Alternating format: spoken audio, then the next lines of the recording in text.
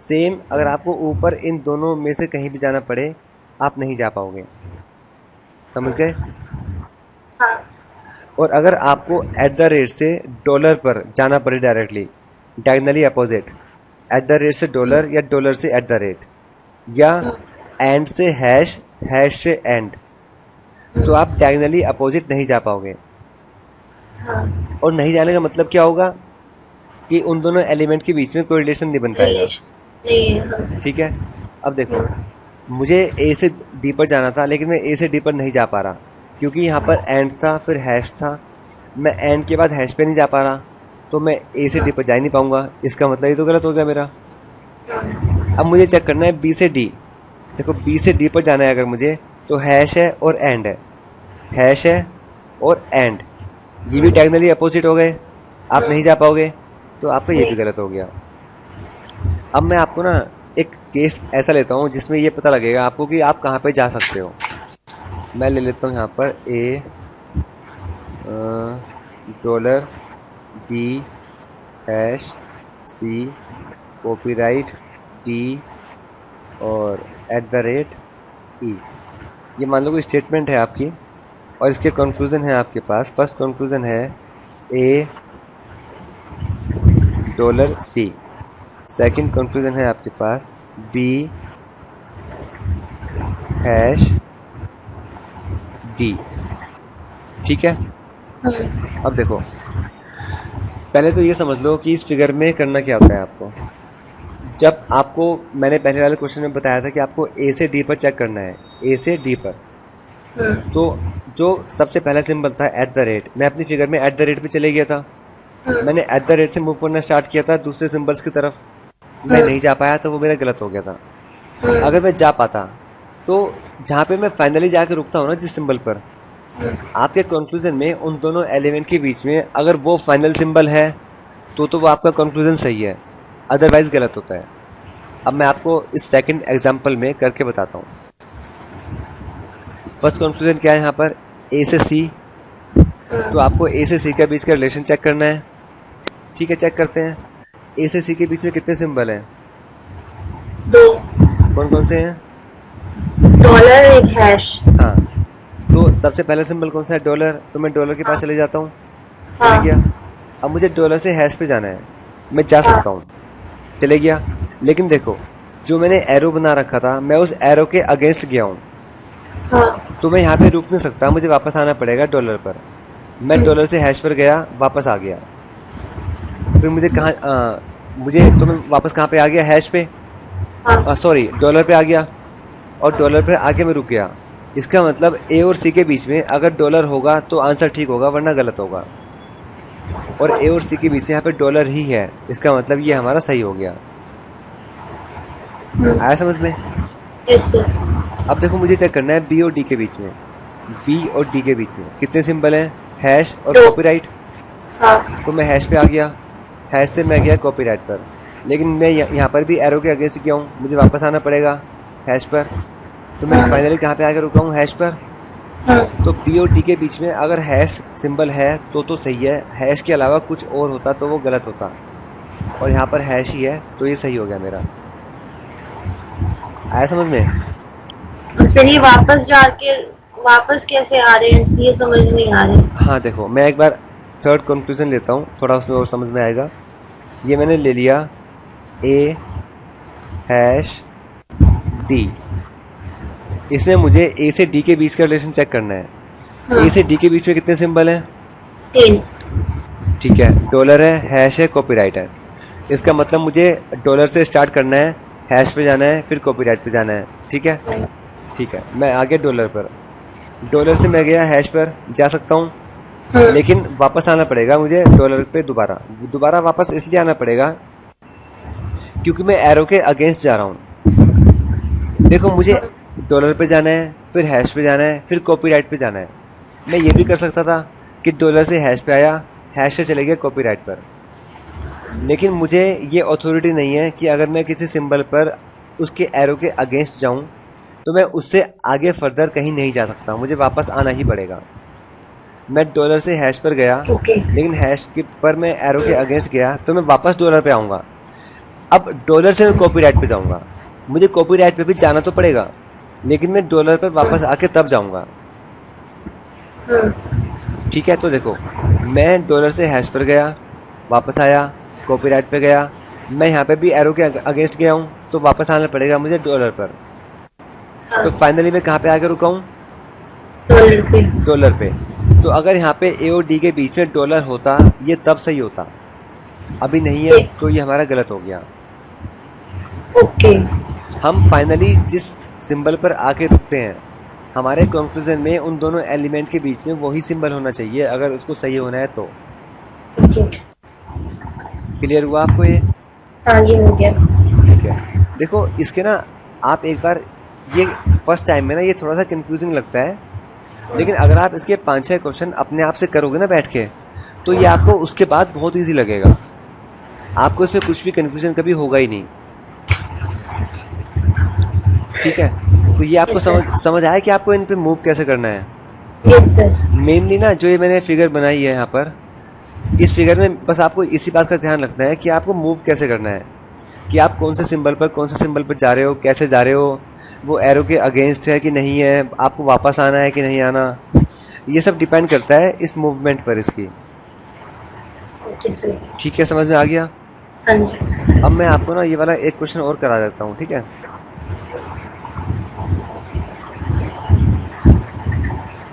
देखो जो इन्फॉर्मेशन पहले लिखी होती है वो इन्फॉर्मेशन तो अब मैं नहीं लिख रहा, ठीक है? मैं डायरेक्टली ना ये लिख देता हूँ, इसको बना रहा हूँ।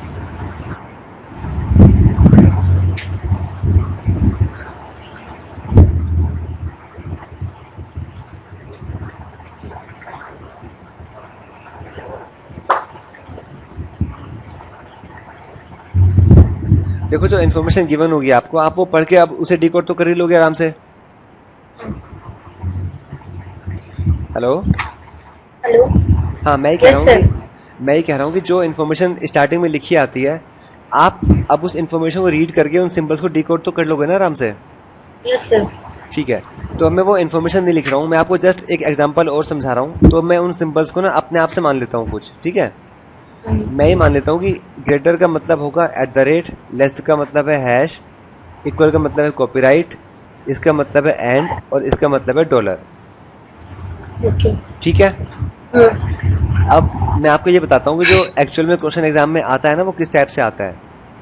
उसकी स्टेटमेंट कुछ ऐसी होती है, A @B, B hash C, C $D, D copyright E, और कंफ्यूजन भी कुछ ऐसे होते हैं उसके, A@C, सेकंड कंफ्यूजन है B हैश D।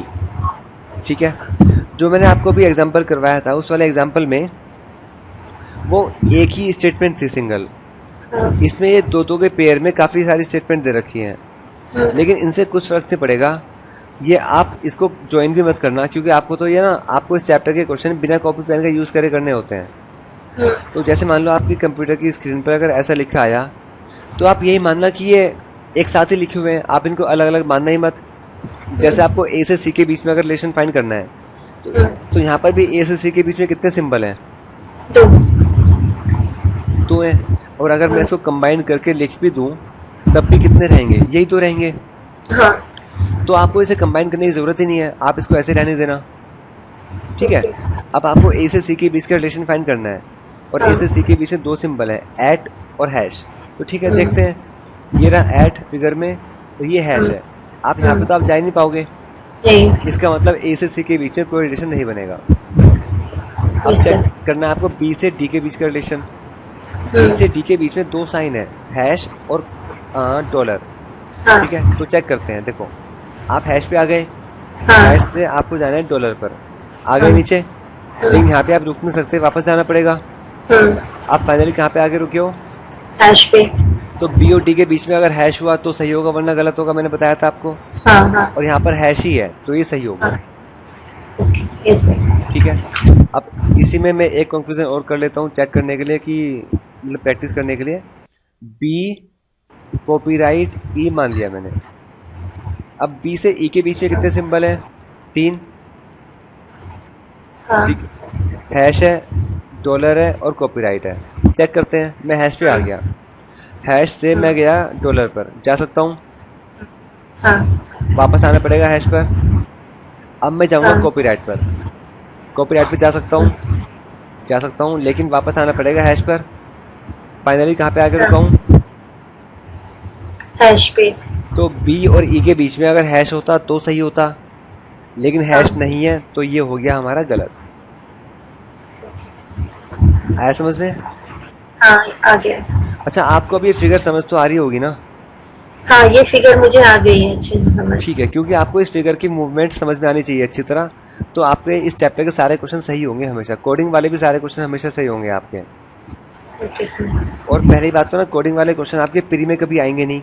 मतलब बाई चांस 1% आ भी सकते हैं, लेकिन 99% चांस है कि आपके प्री में ये कोडेड फॉर्म वाले क्वेश्चन नहीं आएंगे।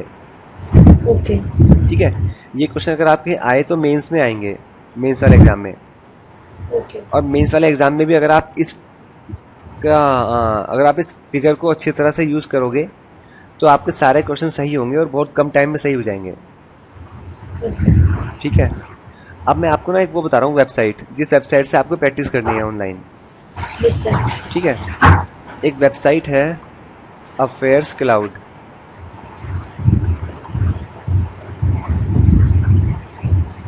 affairscloud.com।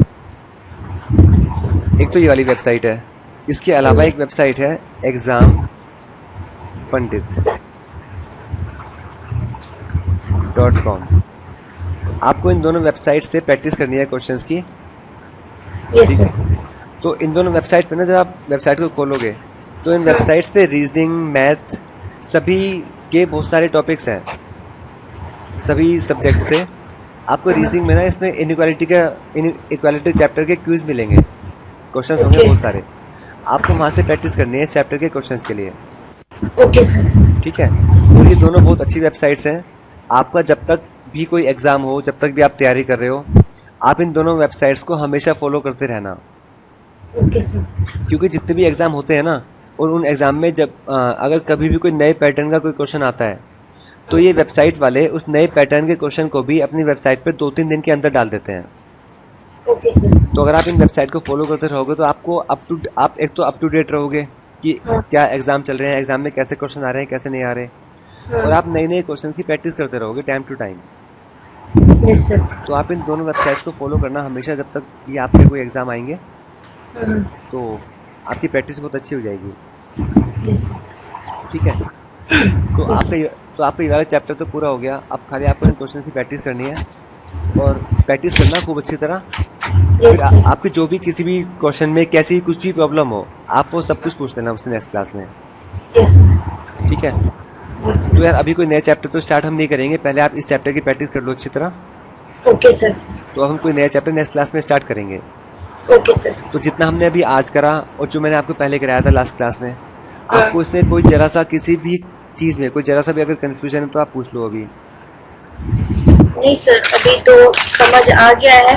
आगे क्वेश्चन करूंगी तो शायद अगर कोई डाउट रह जाएगा तो मैं पूछ लूंगी। हाँ बिल्कुल यार, आप जब भी क्वेश्चन करोगे ना, तो जो भी आपको डाउट होगा आप उसे एक कॉपी में नोट कर लेना, और जब हमारी क्लास होगी आप वो अपने सारे डाउट क्लियर कर लेना। ठीक है।